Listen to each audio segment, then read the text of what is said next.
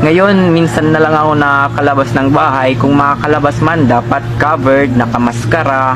Pero parang ganun pa rin kasi nag-uumapaw pa rin yung kagwapuhan ko. Tapos nararamdaman nila yung aura ko. Parang ganun pa rin. Minsan sabi ko sa sarili ko, Lord, bakit ako?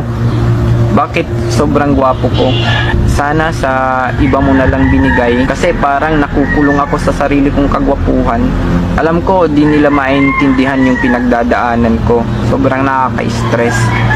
Yung iba, palaging naririnig ko sa kanila, bukang bibig nila, sana all gwapo, sana all cute, sana all pogi. Ang hirap pag pinaparinggan ka. Kakainis. So ngayon, malimit lang na-enjoy ko yung buhay kasi parang limitado.